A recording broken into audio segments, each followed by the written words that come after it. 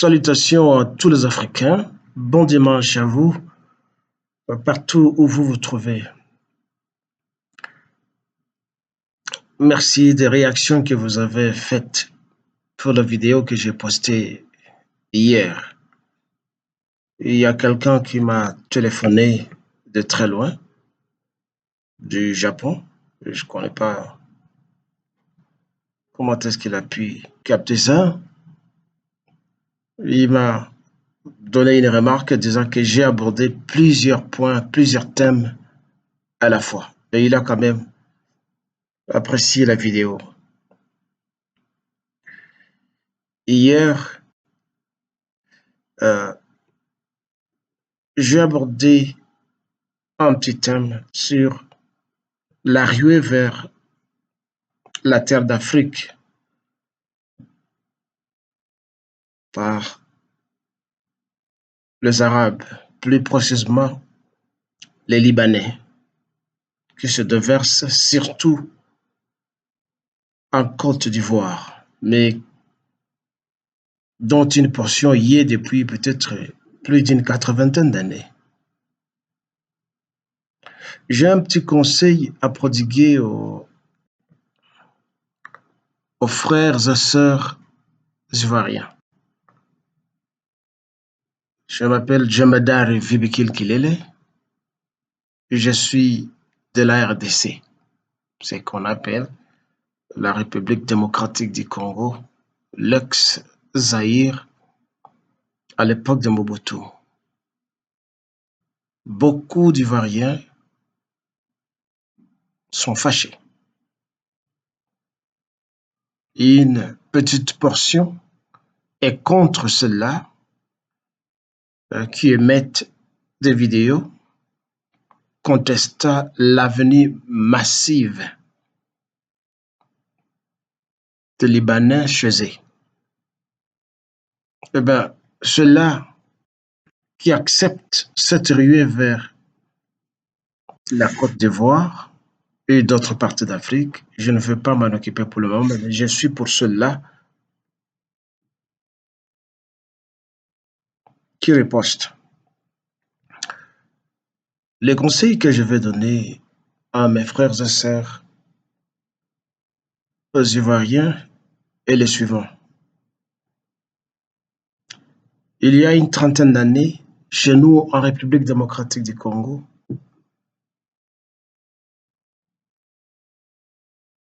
où règne la guerre.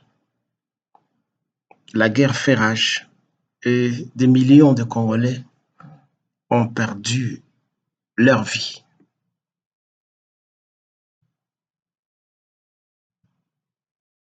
Les causes de cette guerre sont nombreuses et quand vous lisez les livres de notre confrère africain Charles Onana, qu'on a drainé à la cour d'ailleurs en France il y a si peu, il étale et il énumère la plupart de ces raisons. Mais une des causes de cette guerre, c'est l'erreur intentionnelle que le colonisateur belge avait commise d'emmener certains Rwandais en République du Congo de l'époque pour venir travailler dans des mines chez nous au Congo. Surtout que chez eux, ils fouillaient les exactions de la guerre tribale. Pour rappel, le Rwanda est peuplé de 3 tribus, les autochtones historiquement qu'on appelle les Tswa. Ailleurs en Afrique, on les appelle les pygmées. Ce sont des hommes de courte taille. Ils aiment vivre trop dans la forêt. Rares parmi eux sortent de la forêt pour vivre dans les milieux urbains. Il y a les Hutus qui sont des Bantous, comme vous et comme moi. qui étaient et qui sont aussi des autochtones. Et puis, il y a eu les derniers migrants, les Tutsis. Nombreux parmi eux sont de grande taille et sont minces. D'après l'histoire de paliers de migration, ils proviennent de l'Éthiopie, de l'Érythrée, quelque part là-bas, dans la côte nord-est de l'Afrique, et étaient descendus avec leurs bêtes pour chercher de bons pâturages. Bon, finalement, ils se sont installés une partie au Rwanda et une autre partie au Burundi. C'est un peuple, c'est une tribu qui a des tendances hégémoniques et expansionnistes, qui veut dominer les autres tribus et qui s'approprie des biens des autres. En fait, c'est un peuple envieux, un peuple jaloux, mais qui se dit guerrier. C'est avec ce peuple que les impérialistes font la romance politique et géopolitique pour truander les autres Africains. Ils ont été choisis à cause de leurs mensonges, de leurs flatteries, de leurs ruses, pour être la police des impérialistes en Afrique centrale et peut-être partout à travers l'Afrique.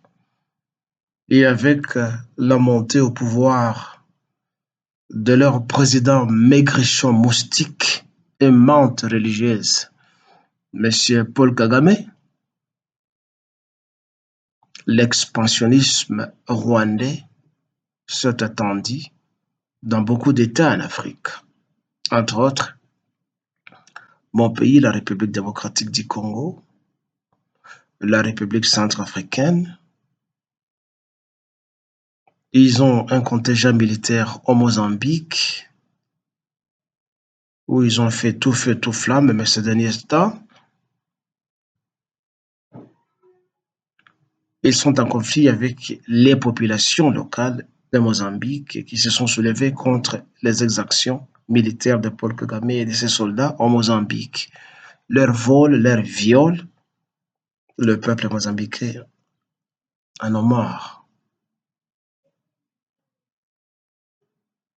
Ils sont au Burundi, ils sont en Tanzanie, ils sont au Kenya,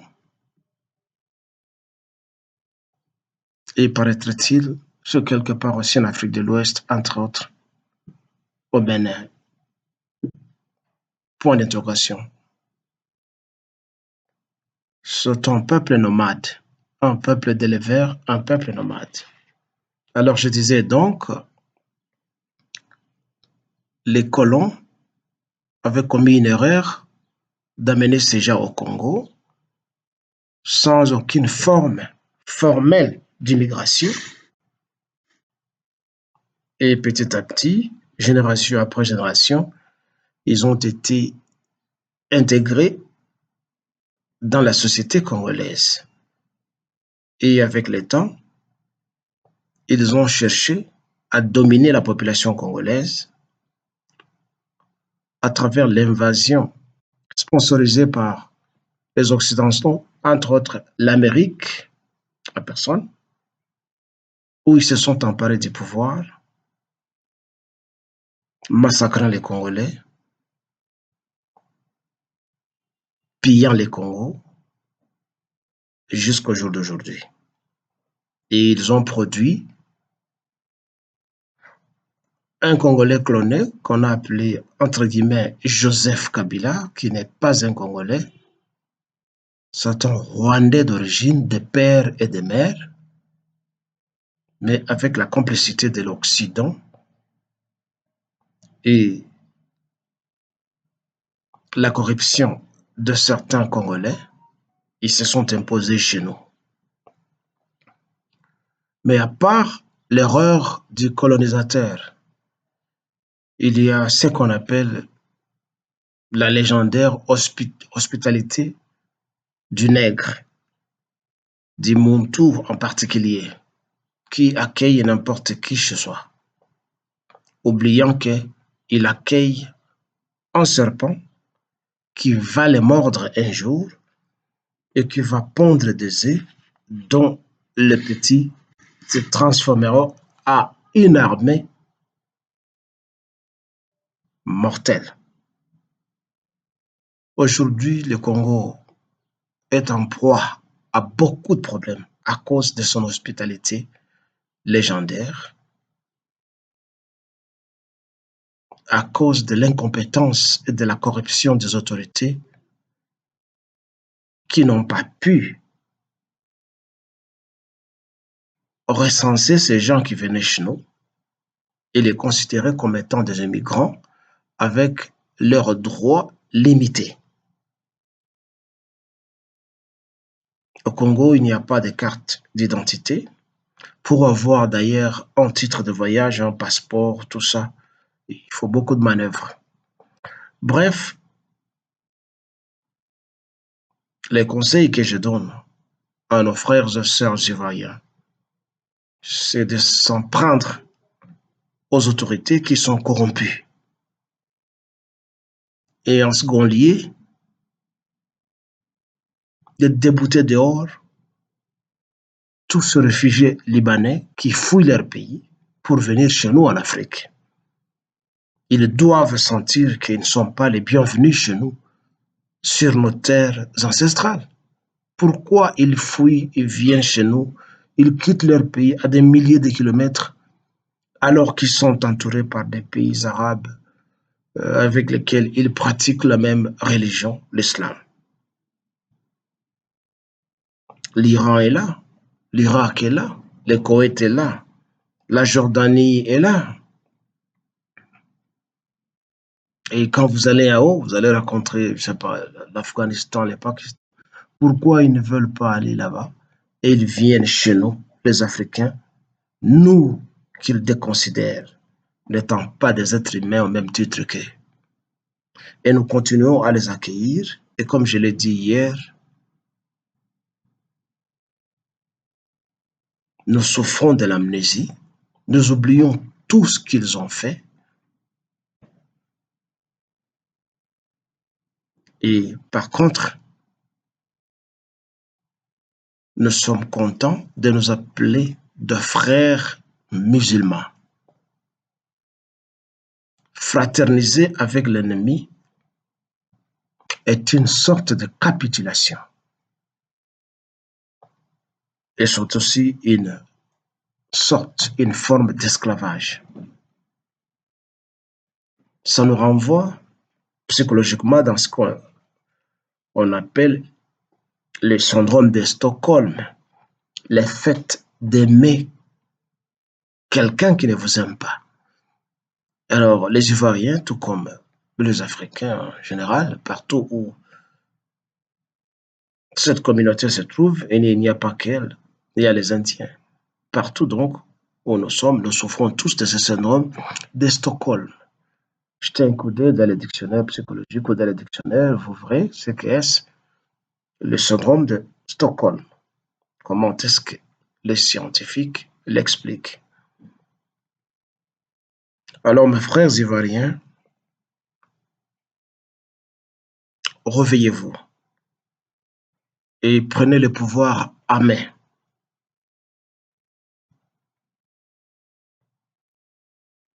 En allant même à l'aéroport, tout le point d'entrée pour arrêter l'afflux migratoire de Libanais. C'est une très mauvaise communauté. Hier, je vous ai demandé de ne pas vivre dans la complaisance religieuse. Quelques confrères africains m'ont félicité pour cela, en disant qu'il est temps que nous puissions jeter le masque et de cesser de nous complaire dans le mal. Parce que c'est cette religion ou ces religions qui nous ont fait du mal et qui continuent à nous faire du mal n'ont apporté aucun progrès chez nous. Je vous ai donc demandé de déserter les synagogues. Je sais que peu de Noirs entrent dans les synagogues, c'est pour les Juifs. Déserter les églises, ainsi et surtout les mosquées, parce que l'islam et le christianisme ne sont pas des religions africaines. L'Africain n'avait pas de religion, mais il pratiquait sa spiritualité africaine. Cela veut dire ses valeurs, ses coutumes et traditions contenues dans ce que je peux appeler son ancestralité, si le terme existe. Je vous ai aussi demandé de démolir les mosquées et les églises et de calciner leur poison, le poison blanc. Ces deux livres-là sont de poison. La Bible et le Coran. J'ai plusieurs fois lu la Bible. C'est un bouquin négrophobe. Et il n'y a pas longtemps, je venais de terminer pour la 5e fois la lecture du Coran, du début à la fin. Et j'ai cherché à le comprendre. C'est aussi un autre livre négrophobe. Quand vous lisez grand nombre de hadiths, vous trouverez combien M. Mahomet n'aime pas les Noirs. Un hadith dont je ne me rappelle plus exactement le numéro, mais le contenu est dans ma tête, comme je vous le donne. Un hadith dit donc que Mahomet avait eu un rêve où il avait vu une femme noire à la Mecque. Et pour lui, la présence d'une femme noire est comme une peste qui allait envahir toute la ville. Une femme noire, c'est une peste. Et cela est ancré dans toutes les têtes des musulmans. Vous qui vous dites qui êtes des musulmans sacro-saints, vous ne lisez pas ces livres. Il en est de même avec les chrétiens qui ne lisent pas la Bible. Ils se contentent de petits passages sélectionnés que le pasteur, le prêtre, les imams et les cheikhs sélectionnent pour venir lire devant eux, devant l'assemblée, et le berner parce que ce sont des moutons. Tout celui qui entre dans une église, qui fréquente aussi la mosquée, est un mouton. Et vous savez pourquoi l'Église catholique a choisi cette symbolique de Jésus-Christ qui est un gardien des moutons de Dieu? C'est parce que les moutons, c'est l'un des animaux les plus bêtes le plus faible, le plus naïf. Ainsi, il y a des portraits de Jésus-Christ, n'est-ce pas, portant un agneau.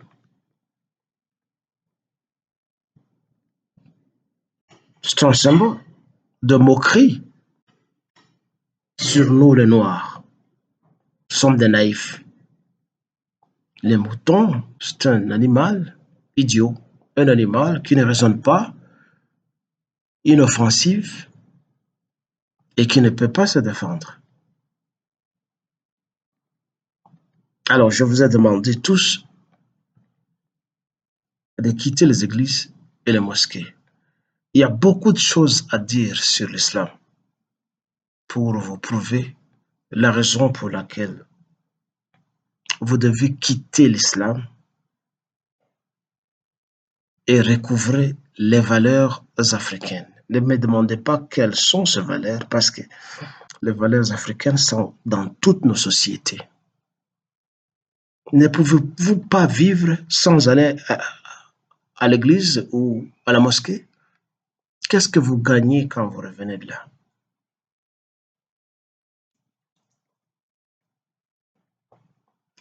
Vous avez négligé tous les événements ancestraux et vous vous êtes mis à célébrer les fêtes musulmanes, la tabaski, la ceci et celle-là, les ramadans. Il y a ceux-là même qui sortent de la nuit de leur maison pour chercher à apercevoir la lune quelque part. Je ne sais pas qu'est-ce que la lune leur amène.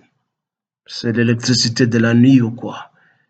Ignorant que l'islam, c'est une religion qui adore la lune. Mais ça vous amène quoi? C'est de l'hypocrisie.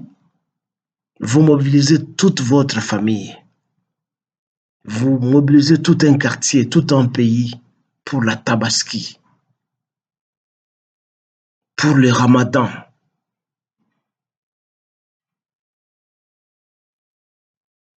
Vous allez même à la Mecque en tant que pèlerin, dépenser de l'argent inutilement dans un tourisme creux en enrichissant un pays qui est déjà nanti du pétrole et richissime. Et quand vous revenez, rien ne change dans votre vie.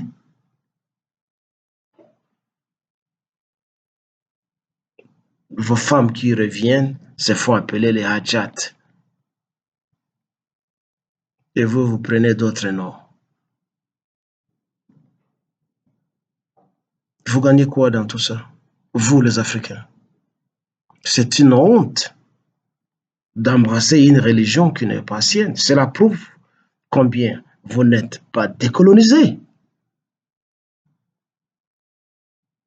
Vous vous privez de la nourriture pendant des heures et des heures pour vous réveiller le soir ou la nuit. Vous mangez et après toute cette longue période de Ramadan, nombreux parmi vous deviennent des obèses.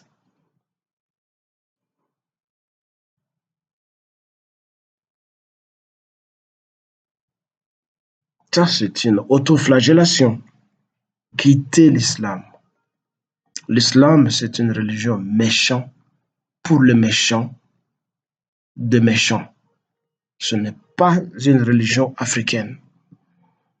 Alors, les Libanais qui viennent chez nous, sous prétexte de suivre leur confrérie musulmane, est une bande d'hypocrites, de mauvais et de méchants que nous devons chasser.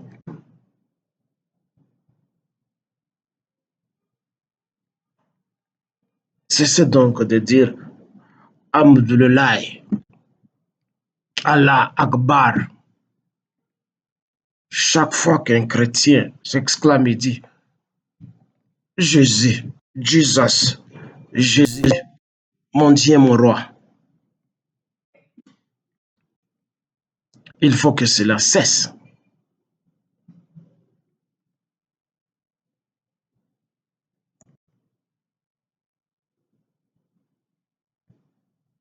Allez en Libye, allez en Tunisie, allez au Maroc et voyez comment est-ce qu'on maltraite les Noirs. En Tunisie d'ailleurs, les Noirs qui meurent ont leur cimetière à part, pendant que les soi-disant blancs tunisiens ont leur cimetière. On ne sait pas ce qu'on devient après la mort. Dieu ne reçoit pas les Noirs. Il faut donc enterrer les Noirs ailleurs. Vous êtes au courant de toute la maltraitance des passeurs libyens qui aident les Africains à traverser la Méditerranée. Combien ils les maltraitent, ils les tuent, ils les vendent comme des esclaves. Et vous avez des exemples comme ça. Quand est-ce qu'on reprendra la conscience, nous les Noirs? Quand est-ce qu'on le fera?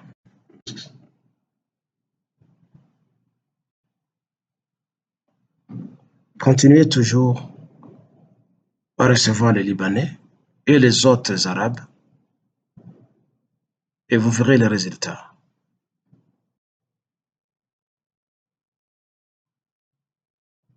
Comme ils viennent chez vous, ils finiront par s'emparer de vos terres. Ça s'aligne dans la logique du nouvel ordre mondial. Il y a un principe qu'on appelle des grandes recettes, le grand remplacement,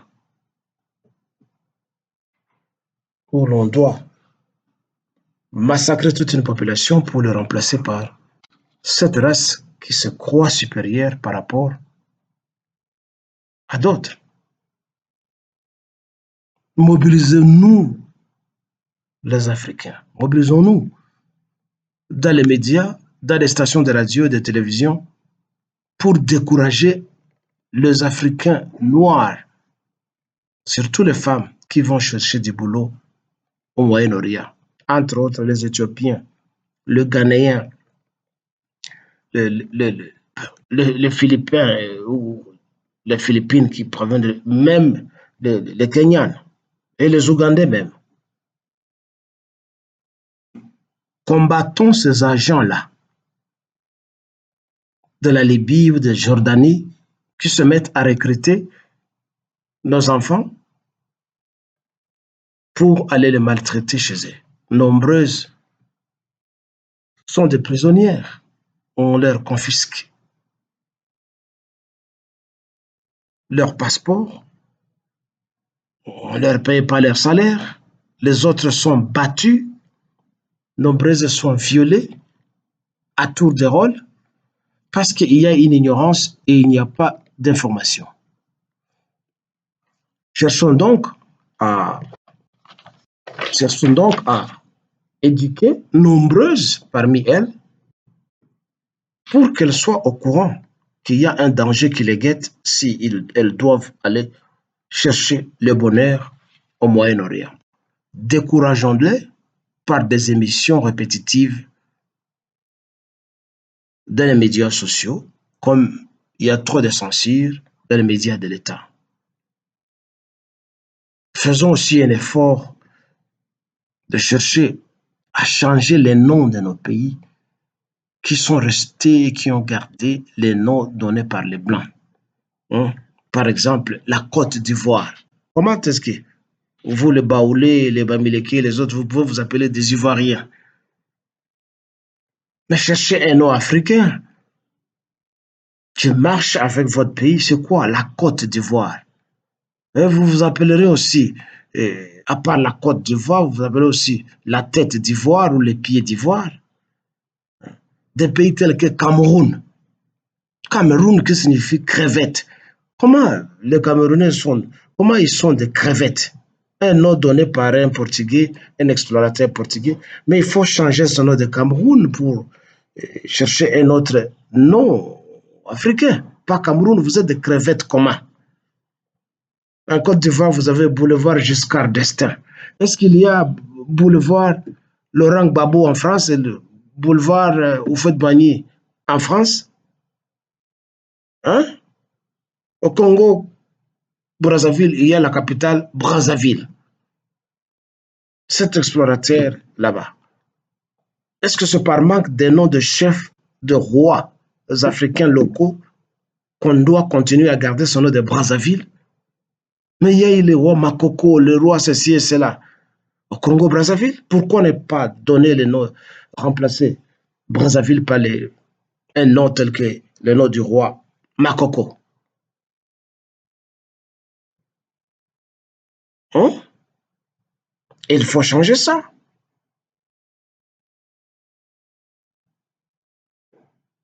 Vous allez au Gabon, il y a Franceville.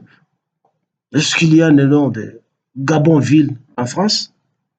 Il faut changer Franceville et même les noms du Gabon et de Togo. Ce sont des noms coloniaux qu'il faut changer et les remplacer par des noms purement africains. Et j'espère que vous m'avez compris. Et ceci, c'est pour l'Afrique de Lumumba, d'Ahmed Sékou Touré, de Ngarta Tombabay, de Muammar Kadhafi et de Thomas Sankara. Bon dimanche chez vous. Et faites attention à l'hospitalité légendaire.